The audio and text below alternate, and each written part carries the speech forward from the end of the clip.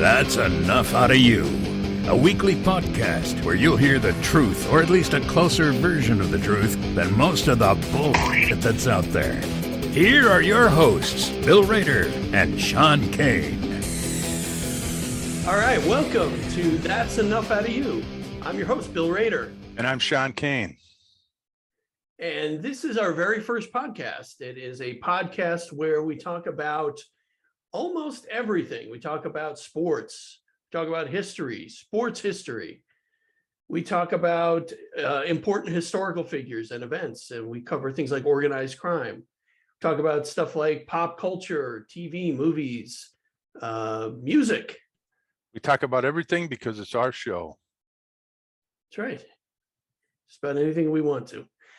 So this is our very first episode, and it's kind of a special one because we're going to be talking about a subject that Sean has done a ton of research on, is very, very well established with his knowledge. He's been on other podcasts talking about this subject, and that is the JFK Presidency. Not the assassination, that'll be a different show, but this episode we're going to talk about his presidency and some of the things that he's done, or that he did, obviously during his short time as president of the United States. Yeah, and we're gonna focus, Bill, on three main areas. Like you said, the assassination we'll discuss at a separate episode. That's a whole episode unto itself. But tonight we're going to discuss, JFK's foreign policy, his domestic economic policy, and then civil rights. Yeah, those are three areas that he made really push this country so far in those three areas. So we'll talk about that when we hit our main topic. But before we do that, Sean, how you doing? Good, buddy. How are you? I'm doing all right. Had kind of a busy day today. Did a little bit of running around, but other than that. Yeah, me too, buddy. Me too. Yeah. Always stuff to do. Always. Yeah, I did a little plumbing this morning. That's never fun. No, I had issues with the toilet in my kid's bathroom. I actually had to pull the whole toilet out of there and replace some of the parts in there. But other than that, doing pretty well. I got to watch Andor this week, at the new Star Wars series on Disney Plus that came out. First 3 episodes were released. I started episode 1, Bill, and yeah, I got through. Think? Well, I only watched like about 15 minutes, and then I got stuck doing other things. But it looks like it started pretty good. I think it's going to be interesting. Yeah, I got to watch all 3 episodes. I really enjoyed it. It's not your typical Star Wars. It's really it kind of pushes to the adult side of things. Not that I wouldn't let my kids watch it, but there's some kind of adult themes. So really good so far. I can't wait for the next episodes to be released. But it's for those who aren't familiar with it, it's sort of the prequel series, I guess, that leads up to Rogue One, which is the movie that came out in, what was it, 2017? Yeah, I want to say around there, 2016 maybe. That movie details how the rebels got the plans to the Death Star, which obviously led to what we know today as Episode 4, where the rebellion is able to exploit the weakness in the Death Star and blow the thing to smithereens. So that was pretty cool. That was definitely one of my favorite, maybe my favorite of the whole Disney era that was Rogue One. So yeah, I'd agree with that too. I think it was the best one in the Disney era. Really good. All right. So let's get to our main topic. We're going to talk about JFK. Right. All right, buddy, let's get into it. So the main thing, Bill, is, I've been studying this subject for more than 25 years, to be honest with you, and done a ton of research, reading the documents. There's 2 authors I study and read on specifically, and that's James D. Eugenio and Lisa Peace. Those are the 2 best, I think, on everything JFK or RFK. And the thing is, there's so much disinformation that's out there. And I take you back to a song that, I don't know if you're familiar with. Bob Dylan wrote a song on the JFK assassination. It's called Murder Most Foul. And I there's a don't, yeah, great, I don't know if I heard that one. well, there's a couple great lines in that song, but one of them is, they killed him once, they killed him twice. And what I think Dylan's referring to is, not only was Kennedy assassinated, but afterwards his character's been assassinated. Like, there's just so much stuff. Like, when you listen to some of these people talk about Kennedy, and sometimes it's coming right from the left, you know, CNN just did a show on Lyndon Johnson in the summer. I don't know if you've seen that one, Yeah, I did see it. but they blamed all of Johnson's mistakes on Kennedy, including Vietnam, which is incredible. And they give credit to Johnson for a lot of stuff that Kennedy did. And that's the thing. If you listen to these people, you would swear that, like, Kennedy did nothing in office for 2 years and 10 months. And, you know, his top advisors were like Marilyn Monroe and Frank Sinatra. You know, Right. he's a bootlegger like Bugs Moran and Al Capone. You know, he was a womanizer like Mick Jagger, and they just attack his character. And then the thing that bothers me the most is that when you see them discuss his presidency, you get such a picture that's so different from the picture that you get when you read the actual documents. Okay. So the areas we're going to discuss tonight, JFK's foreign policy, his domestic economic policy, and civil rights, the documents give you a different picture than what a lot of historians paint and a lot of what's out there in the mainstream media. So where do you want to start tonight, buddy? Why don't we start with civil rights? Because for me, that's a very important topic. It's kind of it's kind of personal to me. It's something I'm passionate about, and knowing what JFK did for civil rights in this country, from when he took office, the things that he set in motion, and as you said, LBJ got credit for a lot of those things that Kennedy started. Yes. The Civil Rights Act 1964, a lot of those things were started by JFK. So yeah, why don't we start there? Well, the one big thing that aggravates me, Bill, is when people say that Kennedy was slow on civil rights. I mean, that drives me crazy. The day that Kennedy was inaugurated, okay, he looked out in the Secret Service and realized that there was no Black Secret Service agents. He looked out at the Coast Guard parade and realized there's no Black people in the Coast Guard. So he called up Dillon, who was Secretary of the Treasury in charge of the Secret Service, and he asked him, he says, why isn't there more Black people in the Secret Service? And Dillon said, I don't know. And Kennedy's like, I want an answer. And he's like, well, when do you want this? He says, well, now is good. And this is like the first day, like his inauguration, Bill, when it should be the best day, his happiest day of his life. Yeah. The first day he's on this subject. Well, I mean, you look at the bigger picture, though, the broader picture of this country in 1960, it was more than, it wasn't just there were no Black people in the Secret Service. I mean, the way that Black people were treated in this country, it wasn't a whole lot different in 1960, 1961 than it was, at the time of the Civil War. We didn't make a ton of progress in the 90 years that came after the Civil War that preceded JFK's presidency. And I think one of the things that he looked to do coming into office was change that. And he wasn't necessarily concerned about whose toes he stepped on or who he pissed off. Not at all. He was going to change things. And, he did. Well, Bill, a lot of people point to why it took so long for him to get a bill for civil rights. But the thing is, you have to understand the political climate at that time. Kennedy understood that it was never going to get passed in the South. Okay. So what Kennedy did is he worked around that through executive orders. Okay. Because you have to realize that, when Kennedy, a lot of people at that time, 50% of the public thought that Kennedy was pushing civil rights too fast. So even after his great civil rights speech, which was probably the best speech on civil rights since Lincoln, um, his popularity, which was really high at the time, actually dipped 10% after that speech. Yeah. You know, Well, that's an indication as to where we were as a country at that point. but to say that he was slow on civil rights, I mean, the stuff he did, let's just go over some of the stuff that, like when Governor Wallace blocked the entry of 2 black students into Alabama, Right. Kennedy mobilized the National Guard. Yeah. I You mean, know, can you imagine that happening today?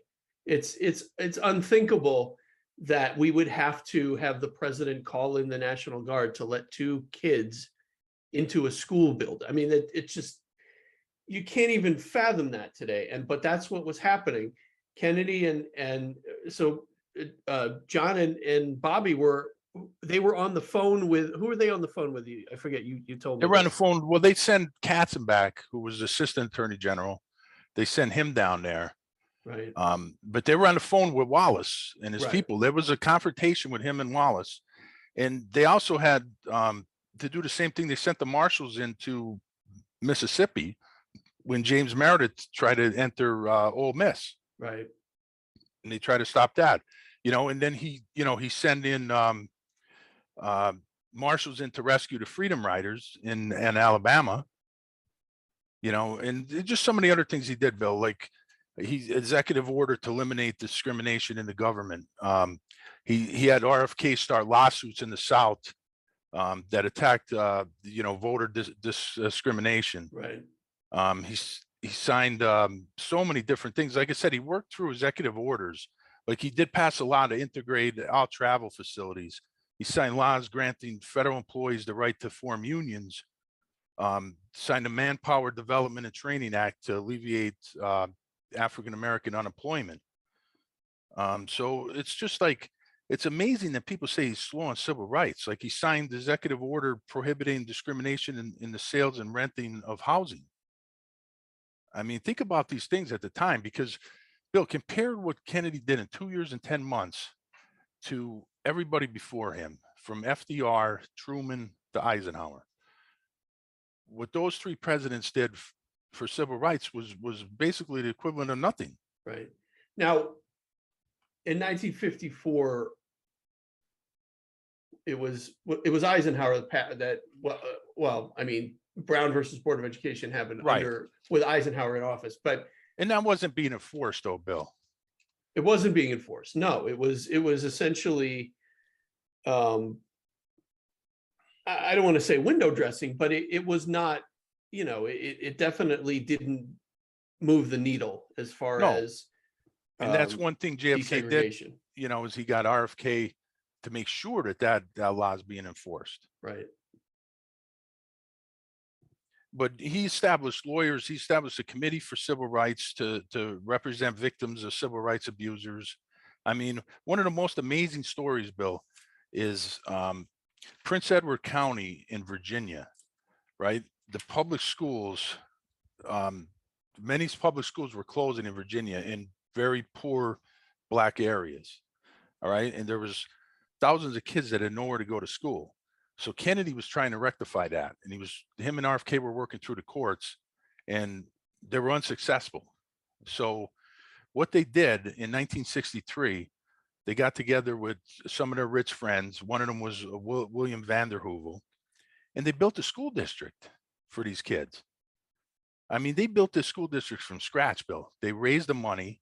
Yeah. They hired, the teachers. They rented out the buildings. I mean, think about to build an entire school district from scratch. It's amazing. Yeah. It is amazing what they did. And he just doesn't get enough credit for it, and I think Johnson would eventually, when they did pass that bill, which I think it was the longest filibuster in history, a lot of that, I mean, JFK worked on that for a long time. Johnson, I'll give him credit. It was passed. He was president when it was passed. But RFK had a lot to do with that. You're talking about Civil Rights Act of 64. Yes. Yeah. Yes. Now, Bobby Kennedy stayed on. The only reason Bobby Kennedy stayed on was to make sure that bill got passed. Because after the assassination, I mean, it's no secret here that Bobby Kennedy hated Lyndon Johnson, and Lyndon Johnson hated him, you know.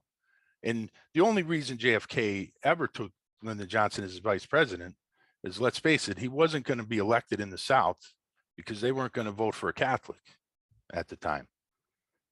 And he needed the Southern vote, and Lyndon Johnson got him that Southern vote. But that's an incredible story, you know, in Prince Edward County. Yeah. The other thing I want to talk about a little bit, and you know, if you could kind of get into Kennedy's sort of his association with Martin Luther King. He had a tremendous relationship with King. They kind of, a lot of areas, this is where the disinformation comes in. A lot of areas want to downplay that with Martin Luther King, you know. But Kennedy, when Martin Luther King did the March on Washington, Kennedy supported that. And he told King, you know, he had RFK supervise it to make sure everything went good. And when Kennedy gave his great speech on civil rights that I told you actually hurt his popularity, Martin Luther King came out and said, you know, he just hit that ball out of the ballpark. That was tremendous. Yeah. But no, if you go back and you listen to the late John Lewis talk about JFK and RFK and their relationship with Martin Luther King, you know, John Lewis was active, you know, at that time, and you see the passion in him, and you know how, you know, just the great relationship between the Martin Luther King and John Kennedy. And you know, we could do a whole show on Martin Luther King. You know, that's another great episode down the road. Yeah, and we probably will. But staying here for now, though, you know, with the March on Washington and a lot of the things that came out of that with, you know, Martin Luther King's speech and then Kennedy's speech as well. And there was some violence that came out of that as well. You know, there was I believe a bombing of a church in Alabama that happened, and some of the other I can't remember. I know there were some other things that happened as a result of that. And I think, you know, for Kennedy, that probably you know, fueled his fire even more. You know, I think a lot of people would have maybe backed off or toned it down a little bit. I don't think Kennedy subscribed to that. He wanted to push the issue. He wanted to do things that everybody told him couldn't be done. Well, that's true. And you know, Kennedy was a peace president. That's one thing. Like when he's portrayed as a Cold Warrior, we'll get into this when we discuss his foreign policy. It drives me crazy because everything that Kennedy was about was peace. Because remember, he was a soldier himself, right? And he almost died himself in the PT-109 incident. So he understood, you know, war, and he understood violence, and he always tried to use every single option before, you know, going to war. But as far as the violence in the civil rights movement, yeah, I mean, there was violence. I mean, there was also the Ku Klux Klan was very powerful at the time. Yeah. And they had political power at that time too. And this is something, and you know, when we go back to the confrontation with Wallace, I mean, Governor Wallace was threatening, you know, Kennedy with the '64 election coming up. You know, right. I forget exactly what he said, but he said, you know, there's going to be payback come election time because we know who's responsible for this and we know what route we have to go. And he's basically telling them, you know, you're not getting our support down here in '64. Well, you look at, this is something I'm looking at right now. In September of '63, Kennedy's approval rating was at 44% in the South compared to the national approval rating of 62%. Yeah. So that just goes to show you how hated he was in the South. Well, again, Bill, he would have never got elected. They Right. were never going to vote for a Catholic. Right. And that's just a fact. And especially someone as progressive as Kennedy was. Well, that's the thing. He was like, people don't realize how radical he was. He was so different than every president before him and afterwards. You know, and I don't think that's by accident. You know, like that we haven't seen a president this radical since John Kennedy. You know, yeah, because look at what happened to him. Exactly. And look at And what happened to all of the leaders, the civil rights leaders, well, the sure. progressive leaders at that time. Martin They were Luther all King, assassinated. Bobby Kennedy, Malcolm X. Yeah. And then you could even throw in Freddie Hampton. Right. Black Panthers. Right. So, yeah, I mean, the thing is that, Kennedy deserves tremendous progress on civil rights. And it's amazing, like, where would it be right now if that assassination didn't take place? How further along would we be? A lot of people want to give Johnson tremendous credit, but here's the thing you got to understand with Lyndon Johnson. For 20 years, Lyndon Johnson voted against every civil rights legislation there was. That's a fact, including an anti-lynching law. Do I have to repeat that? That's amazing. Yeah, It's repeat amazing, it, but because that's an amazing. anti-lynching law, he voted against it. Now, the thing is, when Johnson turned, the reason he turned, and people could put their own spin on this, but the fact is, his mentor was Richard Russell, who would end up on the Warren Commission at Johnson's begging. And Richard Russell was a segregist. He was a racist. There's no doubt about that. And when he ran for president, his stand on civil rights, he was definitely anti-civil rights. It hurt him. And Lyndon Johnson seen this. So Lyndon Johnson understood if he's going to be president, he's not going to win in the North, and he's going to have to change his stance. And this is why Lyndon Johnson turned. Right. And I think Lyndon Johnson became popular in the North. He became popular, all over the country because of some of the things that he was able to do. But again, a lot of those things that he was able to do during his presidency, the roots of those things were started with during Kennedy, with during John the Kennedy. presidency. And not only that, though, Bill, a lot of that was early on. And remember, Bobby Kennedy stayed on. And Bobby Kennedy made sure Yeah. that a lot of that stuff got passed. Right. Now, when you say he stayed on as Attorney General. As Attorney General, and then he eventually left. Right. Because him and Johnson were like oil and water. They couldn't get along at all. Yeah. But he did stay on to honor his brother. So do you want to get into foreign policy now, or do you Sure. send any more on civil rights? No, let's keep going. Let's go to foreign policy. Well, see, this is the interesting thing, Bill. Kennedy's foreign policy is so different than every president before him and after. And it's not what you hear in the news and even what historians portray. They don't paint the right picture of Kennedy. And I think it's, to assassinate his character. Like, he's painted as a cold warrior. And that's not true. I mean, you have to understand that time period when the threat of nuclear war with the Soviet Union was very real. Kennedy understood this. But Kennedy was very anti-colonialism. He was very anti-imperialism. And I think that had a lot to do with his Irish roots, because, he was, second generation Irish. He understood, how Ireland was kept down by the British under the thumb of colonialism. And he understood this. So in his foreign policy, where he differs from, and there's no way to talk about Kennedy's foreign policy without mentioning two other figures, and that would be Allen Dulles and David Rockefeller. Now, Allen Dulles was the longest reigning CIA director in history, but he was also, that's a name you're going to hear quite a bit on this podcast. He's like the smoking man in the X-Files, Bill. But he was also managing partner, him and his brother, John Foster Dulles, who was Eisenhower's Secretary of State.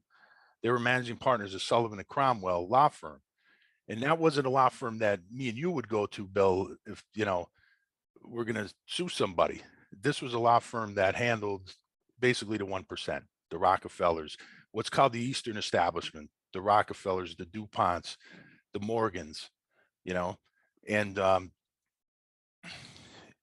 Kennedy, Allen Dulles, he ended up firing Allen Dulles, who would eventually end up on the Warren Commission, which is so ironic, investigating Kennedy's murder. Right. But every single situation, I don't care what country you name, Bill, Kennedy's foreign policy is different. And it's Lyndon Johnson basically reverses Kennedy's foreign policy everywhere.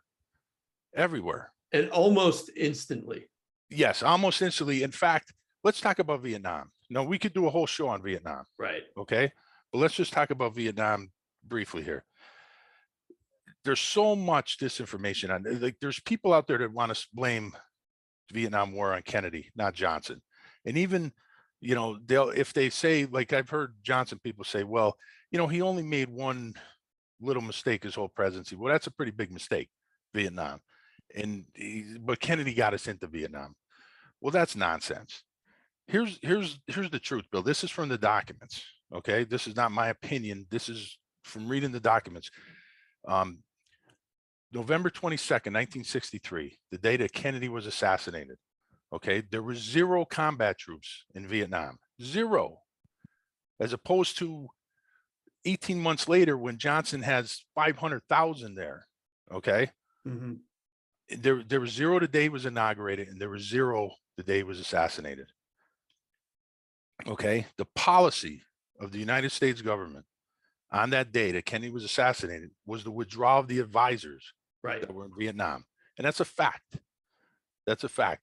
It's called NSAM 263. Okay. It was Kennedy's withdrawal policy, and it called for 1,000 advisors a month starting in December 63, with the end result of all U.S. personnel out of Vietnam by the end of 1965. So how many advisors were in Vietnam at that time? Okay, so there was 15,000 advisors. But here's the thing, Bill. The advisors were not first put there by John Kennedy. The advisors were put there by Eisenhower. Well, yes. Eisenhower started it, and Kennedy continued it. But Vice President Richard Nixon. Well, here's the thing, Bill. Kennedy put the advisors there, and he's credited for putting like 10,000 advisors, but that's not really the number. If you understand the logistics of these things, like Eisenhower, Nixon put, like, say they put 8,000 advisors in the region. Okay. And then during Kennedy's presidency, the generals would move over advisors from, say, Thailand into Vietnam, and they would be credited towards Kennedy, even though they were put in the region by Eisenhower. So you really can't go by those numbers. But the reason Kennedy put the advisors there was really kind of to keep the Joint Chiefs off his back, because remember, he was surrounded by hawks. Right. And I've done the documentation, went through this, and I found at least 6 times where his advisors, all his military advisors, wanted him to go and send combat troops into Vietnam, and he turned them down every single time. Let me ask you this. So at some point we'll talk about the Oliver Stone JFK movie, that'll be for another episode, Bill. But I do want to. There was a line in that movie that I want to ask you about, and that's when Mr. X says that McNamara would go on these fact-finding missions in Vietnam, and he would come back and report to Kennedy and scare the crap out of him with what he found. What was he reporting to Kennedy that scared him so much? Well, Bill, there was so much disinformation. There was reports going that the war was going very well. Everything we were doing was winning. We're winning the war, and that was untrue, Bill. That was not true. None of that was true. I mean, things were going very badly in Vietnam. But when was this? When was this? Well, this was probably 61, because the military wanted him to they wanted him to go into Laos, Bill. Right.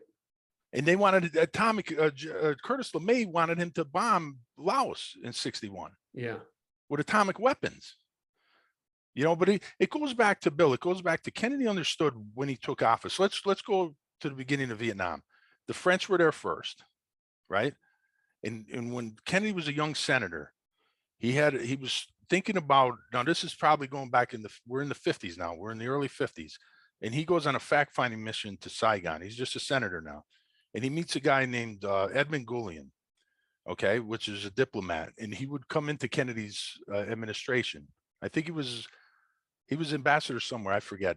But he meets with Gullion and he asks him, he says, are the French capable of winning this war? And Gullion tells him, no, there's no way the French could win this war.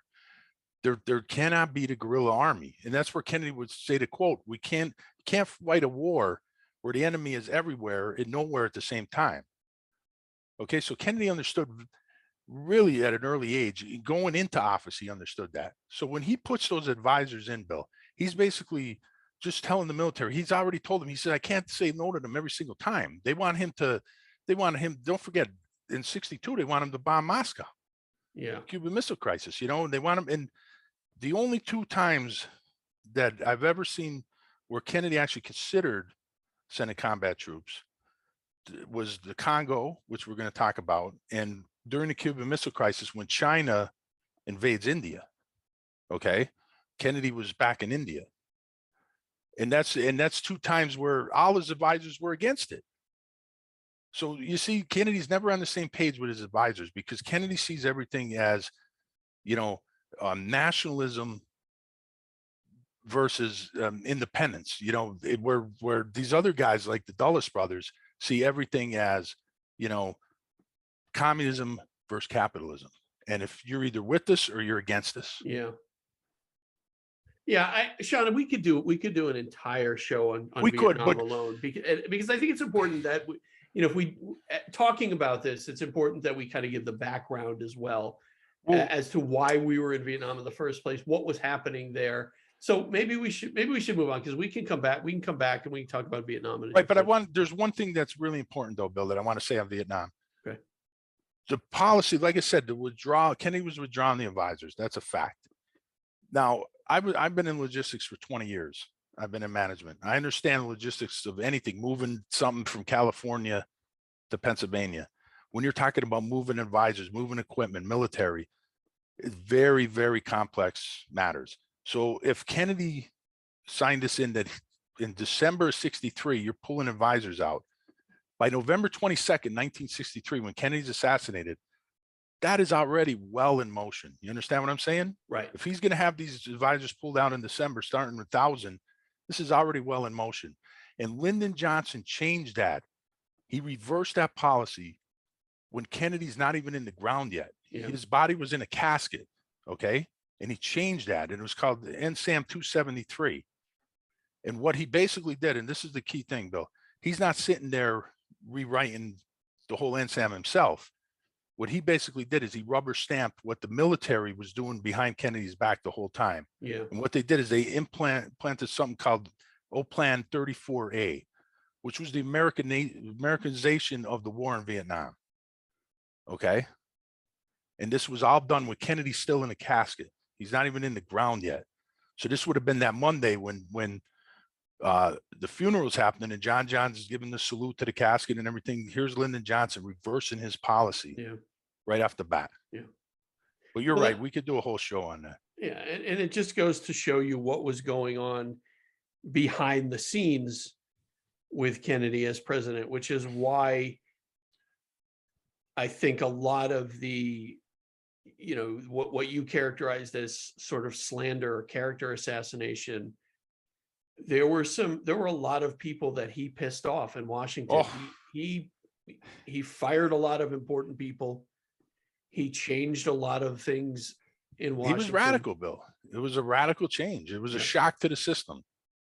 It was a shock to the system. But, just moving on from Vietnam, I mean, we could go to other places like you take like Africa, especially the Congo was so important to Kennedy. And what you see when you start to realize places like the Congo, Indonesia, Dominican Republic, Allen Dulles, as CIA director, was involved in a lot of coups d'etats, overthrowing governments. You see Arbenz in Guatemala, Mossadegh in Iran, Lumumba in the Congo.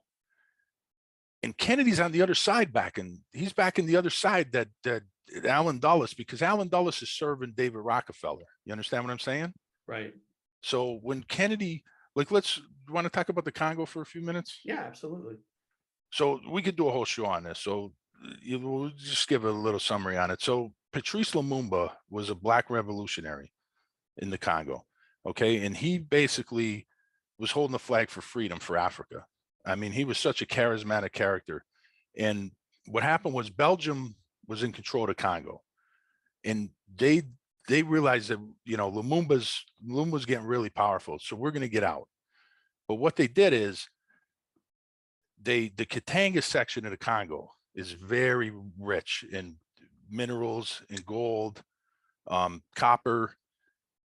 And what they did is they gave Congo their freedom. They gave Lumumba their freedom. But then the Belgian mining companies, backed with Rockefeller money and backed by Alan Dulles, right? Backed a guy by the name of Tshimbe, who tried to break away to Katanga from the Congo. Now, if you take Katanga from the Congo, you're taking away basically 75% of the wealth of the country.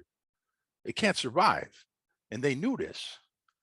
So you see what they did? They gave Lumumba his freedom, but they basically took it away from him because he has no country left when they take Katanga out of there. Kennedy sends his brother Teddy to meet Lumumba. Okay. Now Kennedy's president-elect at this time. He's not in office yet. And Teddy comes back and he says, listen, we got to back this guy Lumumba. He is tremendous. We got to back him.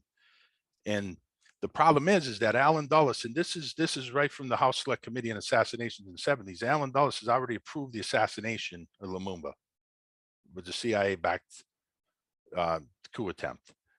Okay. And what they did is from the cable traffic, reading the cable traffic leading up to this, the CIA actually sped up the assassination because they realized that when Kennedy takes office, he's going to back Lumumba.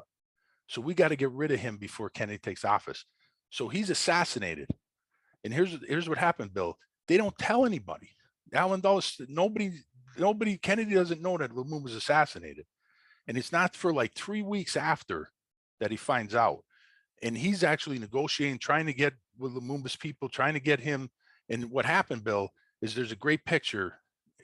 Kennedy has his hand in his forehead when he gets the news that Lumumba's assassinated. He's just disgusted. He's just absolutely disgusted.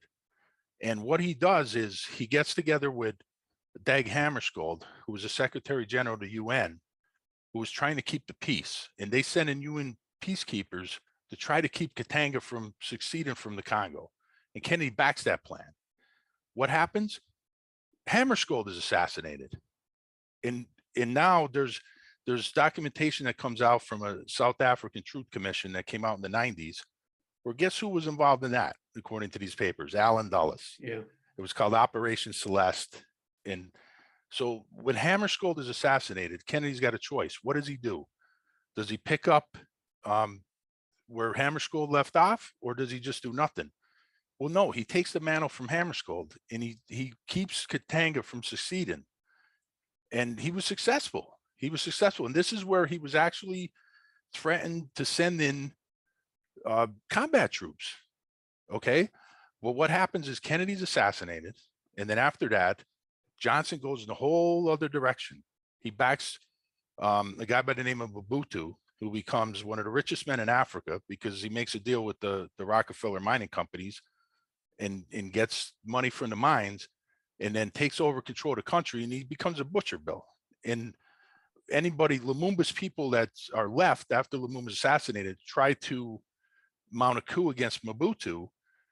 Johnson backs, he backs Mobutu, and he sends in Cuban exiles that were involved in the Bay of Pigs. They're working for the CIA, and they crush the resistance from Mobutu. So think about how Kennedy backed Lumumba, and Johnson goes in a whole other direction after Kennedy's assassination, backing Mobutu. Yeah. And the Congo today, Bill, is an absolute mess. I'm reading a book right now on the Congo the last 10, 15 years, and it's an absolute disaster. I mean, Kennedy's got to be rolling over in his grave to see what the Congo has become today. And that's just one country, Right. We go to Indonesia, Bill. Indonesia's another one because Indonesia had a section called the West Irian section, right? Are you familiar with Indonesia at all? No, not at all. It's like thousands of different islands and all different types of ethnic people. And the West Irian section was like Katanga, very wealthy. And it was actually, they had gold. They discovered gold in the 30s there. But it was like they said, it was like gold on the moon.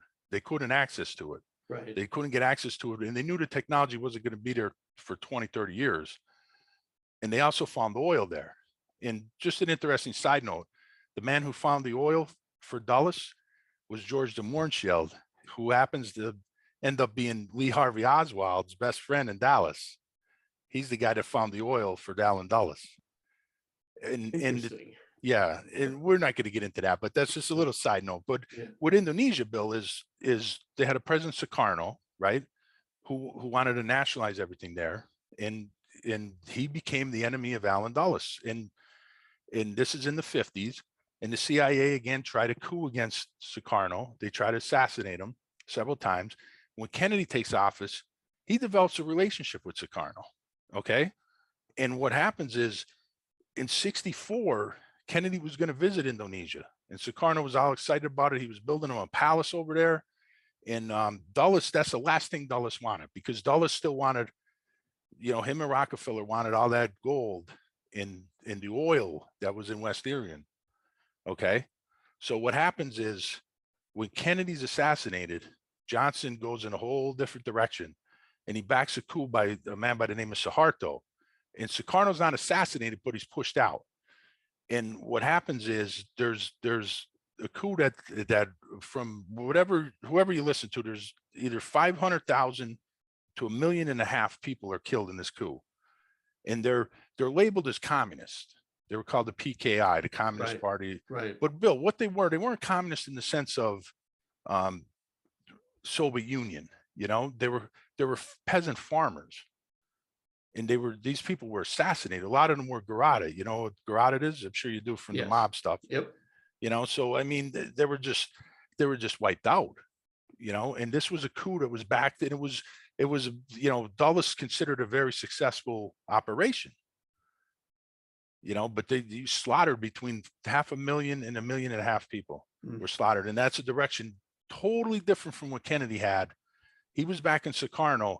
Here goes Johnson back in Suharto. Yeah. Totally against what Kennedy was doing. I mean, it's just amazing, buddy. It's just amazing. And we could go on. Dominican Republic, Brazil. I mean, all of these countries had coups. Guatemala, Arbenz in Guatemala, basically so the United Fruit Company could take over, which was a Rockefeller company. And Dulles and his brother were major stockholders in that company. They didn't assassinate Arbenz, but they pushed him out in a coup. And basically United Fruit destroys that country. The same thing with Mossadegh in Iran. Mossadegh wanted to nationalize the oil. And Bill, look at the problems we have with Iran today. Right. I think the genesis of that could be traced back to this coup in the 50s by Allen Dulles. And Kennedy wanted to bring back Mossadegh. He was trying to bring back Mossadegh. You know what happens, the story of what happens with the Shah later on with the hostages and all that. Right. So it's just amazing, Bill. It's just amazing. Like, everywhere you look at Kennedy's foreign policy, his Middle East policy, Bill, was so different than the policy of the United States for the last 70 years. Yeah, talk a little bit about his policy with Palestine and Israel. Well, in 1939, before Israel's even a state, Israel's not a state to 1948. Kennedy's a young 22-year-old kid, and he writes an essay on the plight of the Palestinians. He was really concerned, Bill, about the Palestinians. He was concerned about Israel getting nuclear weapons, and he was really concerned about what he called the sleeping giant, which was this uprising of fundamentalist religious fanatics, which really wasn't that prevalent in Kennedy's time. But he's seen the vision that he had. He's seen that this is going to be a major issue if we keep doing what we're doing. And he didn't side with Saudi Arabia like the United States has done. He sided with Nasser in Egypt. He wanted to develop a relationship with Nasser, okay, because he realized Nasser had got rid of the Muslim Brotherhood in his country, and he thought Nasser was somebody he could work with. Because, see, Kennedy didn't want to push democracy onto these people. He wanted to see everybody to see it for themselves and see that it works and work with them. Where Nasser, to Allen Dulles, I think he called him the Hitler of the Nile. Kennedy, another difference in the Middle East was Kennedy sided with India over Pakistan. In the United States, the last 50 years, we've sided with Pakistan, and how many times has that relationship backfired on us? The same thing with Saudi Arabia. So Kennedy's entire Middle East, what he was so afraid of is that everybody all the countries were going to converge against Israel. And if Israel got nuclear weapons, other countries would. And all of a sudden, he's trying to, stop a nuclear war between the United States and Soviet Union. And here you're going to have a nuclear war in the Middle East. Yeah. And Kennedy saw that vision. He saw that at a very young age, And it goes back to he gave a great speech, Bill, in 1957, I believe. He's a young senator. He gave a speech on Algeria, which was fighting independence from France. And he went totally against France, which was our ally at the time. And he was attacked, Bill, after the speech. He was absolutely attacked by even people in the Democratic Party attacked him. And after the speech, he said, he went back and he talked to his old man and he said, I just think I might have just made a huge mistake, because he was getting bashed in the papers. His own party had turned on him. And his dad said to him, listen, he says, you don't know how lucky you are, because in a couple of years, people are going to realize everything you're saying is right, that Algeria should be independent and France should get out. And guess what? He was right. Yeah. He was right. So it's just unbelievable, Bill, like how you look at every single place. And Johnson reverses Johnson's Middle East policy was totally different than Kennedy's. Johnson sides with Saudi Arabia. Johnson sides with Pakistan. It's just totally different than what Kennedy wanted. Yeah. For the Middle East. And another important thing, Bill, is in Latin America, Kennedy signed the Alliance for Progress. Now that's really, really important, because what he wanted to do, Bill, is give aid or give loans and grants. A lot of times he's giving grants where the low interest is very low, so that you could help these countries. Okay.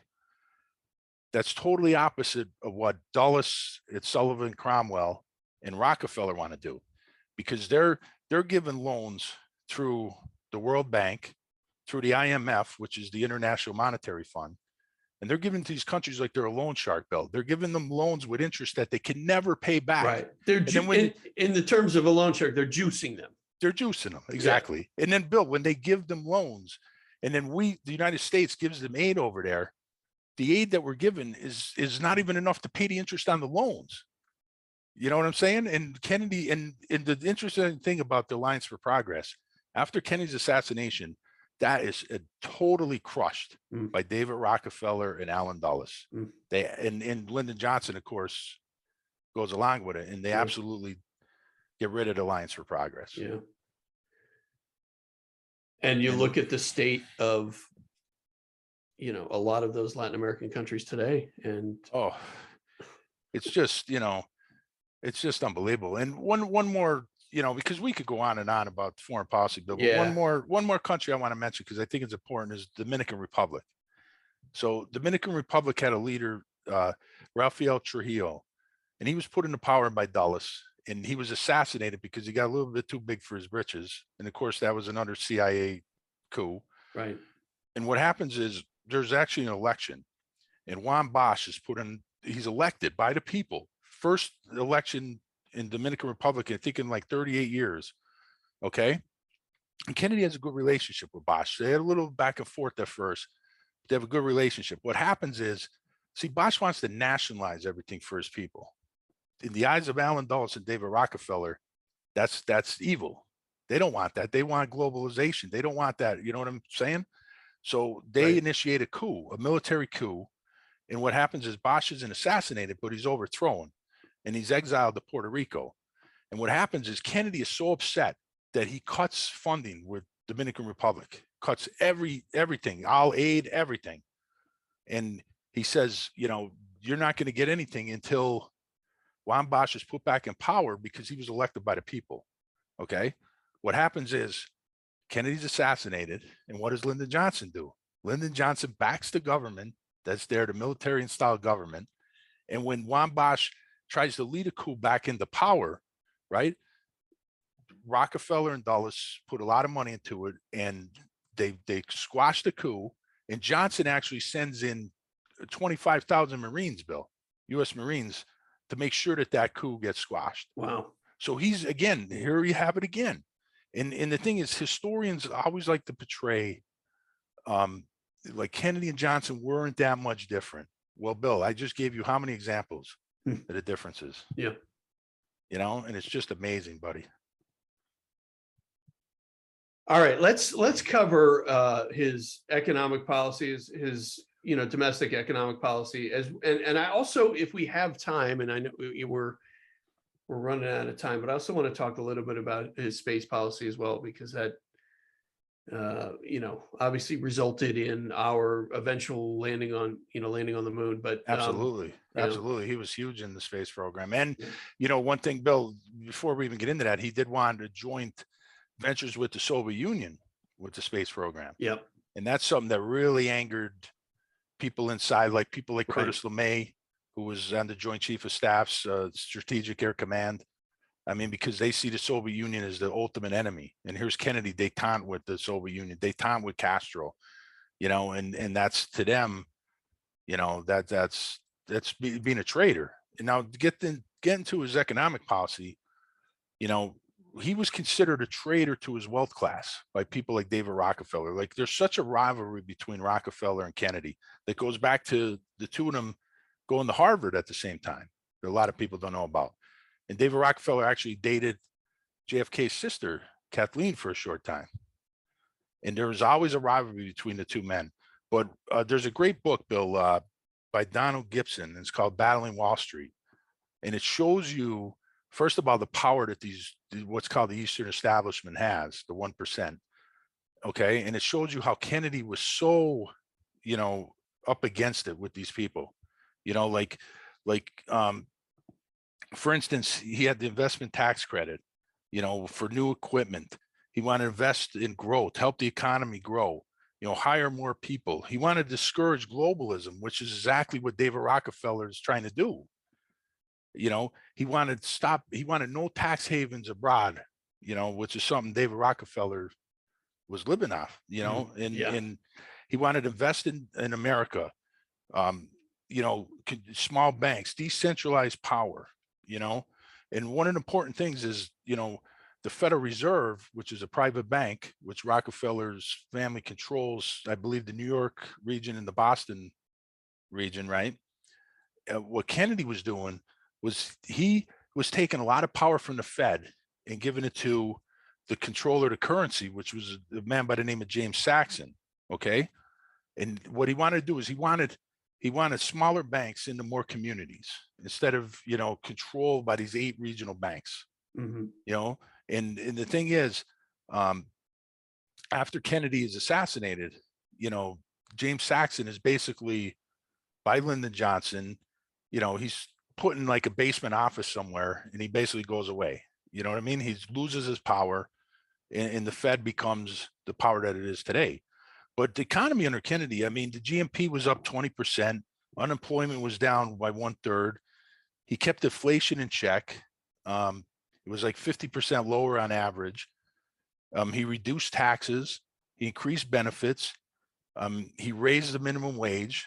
I mean, but the thing is, I think one of the best things you could investigate if you're looking into this period, Bill, is Kennedy's confrontation with the steel companies. mm-hmm, Okay, which when Kennedy, what he did is he negotiated with the unions and with the steel companies, and he got them both to agree that the unions wouldn't raise their wages anymore, and the steel industry wouldn't raise their prices to stabilize the economy. right, And he gets them all to agree that. And then the next day, what happens is they come to him, somebody from US Steel comes to him and says, sorry, Mr. President, but we're going to raise prices by 3%. And Kennedy hits the roof. He absolutely hits the roof. And what he does is he ends up sending his brother as attorney general after these guys to try to build price fixing cases against them, which later on they actually would be convicted of price fixing later on. But he slams them in a great speech, Bill. I don't know if you've ever seen it, but I've never seen a president come out and call out an industry like this. yeah. And he I really never, went after the steel companies, I didn't see that speech. you know, and this is my personal opinion. This is not based on anything that I read, but I think this was a test for the young president. And I think it was a test done by the establishment, by guys like Dulles and Rockefeller, where, they'll send in the steel industry to see, is Kennedy going to play ball or is he going to be a problem? Mhm.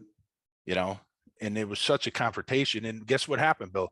The steel industry ended up backing down and they didn't raise prices Yeah. because Kennedy attacked them. So it's just absolutely tremendous. But everybody should try to check that speech out. And it's just, everywhere you see, Bill, his foreign policy, his domestic economic policy, and civil rights, it's all different than what we see today and what we see portrayed really in the history books on JFK. It's really an outrage. It really aggravates me, to be honest with you, some of the stuff I see out there. And going back to one thing that you had mentioned earlier about the foreign tax shelters, where these billionaires and corporations were putting money overseas, right, where it wasn't helping the U.S. economy because it wasn't being taxed.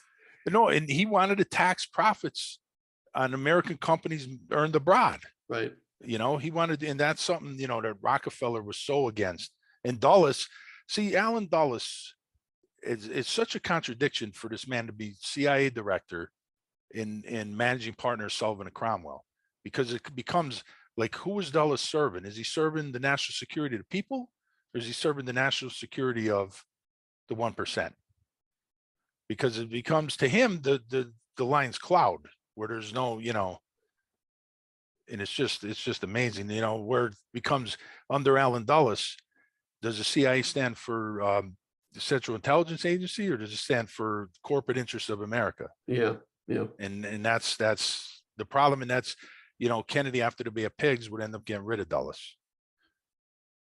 But when he gets rid of Dulles, it's kind of like that scene in Star Wars, Bill, where Darth Vader, Obi-Wan tells Darth Vader, if you strike me down, I'm going to become more powerful than you could imagine. Right. Dulles never lost his power. Yeah. You know what I'm saying? Well, talk about who some of the other very important and very established figures that Kennedy essentially fired or removed from their position. There was Dulles. There was General Lemonster from the Joint Chief of Staffs. He got rid of Lemonster after Operation Northwoods. Now, Northwoods came out because of the movie JFK, which after Oliver Stone, they created what's called the ARB, and they released some of the documents. And one of them was Operation Northwoods. And Northwoods, Bill, was a false flag operation, okay? And it was approved by Curtis LeMay, Lemonster, Allen Dulles, and General Ed Lansdale of the Air Force. And basically what it was is they were going to simulate attacks in the United States using CIA-trained anti-Castro Cubans and blaming Castro, making them look like they were pro-Castro Cubans, and simulating attacks in the United States to start a war with Cuba. And that's when Kennedy said, enough is enough. And then very shortly after that, he gets rid of Lemonster. He just starts the Secretary of the Navy, Admiral Burke. He ended up getting rid of him. And even the guy that Oswald was accused of taking a shot at, General Walker, that Oswald is accused of supposedly taking a shot. He pushed him out too. So, and the other thing is, I think the next one to go would have been Curtis LeMay. Kennedy and LeMay had such a heated relationship because LeMay wanted to, like I said earlier, wanted to bomb Laos.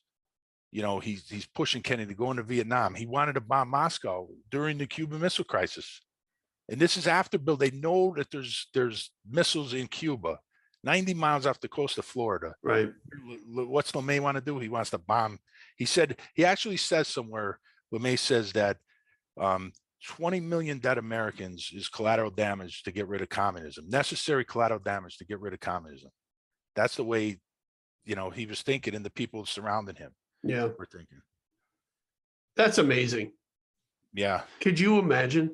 No. I mean, you got to read the transcripts, Bill, and you see the animosity with LeMay. It's absolutely unbelievable. Yeah.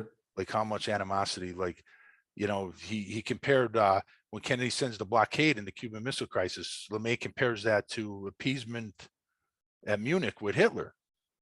He says that right to Kennedy's face.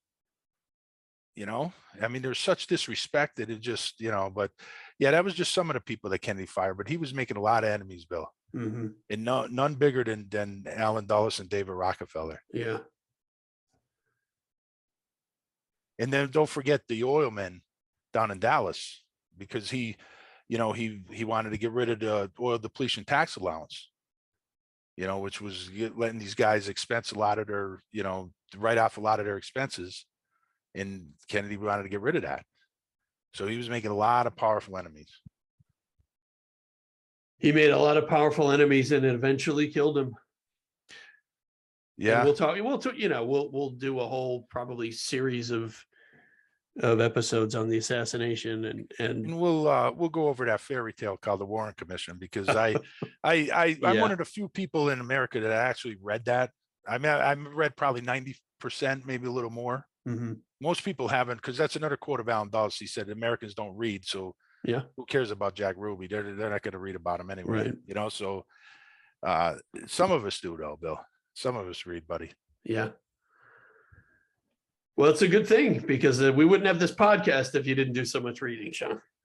Yeah. Well, thanks, buddy. I think this was good, but I think it was a good start for a first of many, buddy. I think so. And, as far as the space program goes, we could do an entire episode on the space program too. And not just, not just the Kennedy years, but post Kennedy, it's just space program is such an interesting thing to me.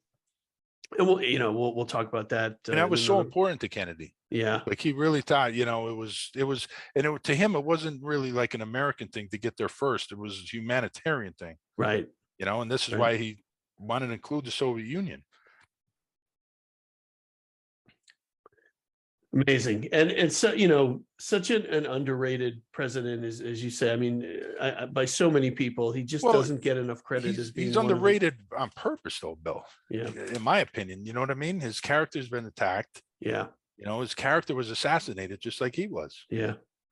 And, hopefully we spread a little bit of the truth today, buddy. Hopefully. And we invite any feedback, good Absolutely. or bad. If somebody disagrees with us, hey, we're open to it. Hey. But, in fact, you can email us at that's enough out of you show@gmail.com.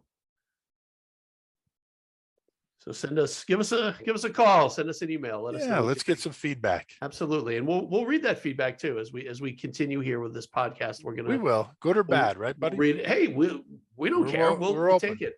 We're open to any discussion, any feedback you guys want to give us. So but we're going to wrap up this episode. Sean, thank you so much for just bringing the truth, man. That's what this show is about. We're bringing the truth, and it's not just going to be about John Kennedy. It's going to be about a lot of things, a lot of our opinions on a lot of things. Some of them will be historical. Some of them will be current.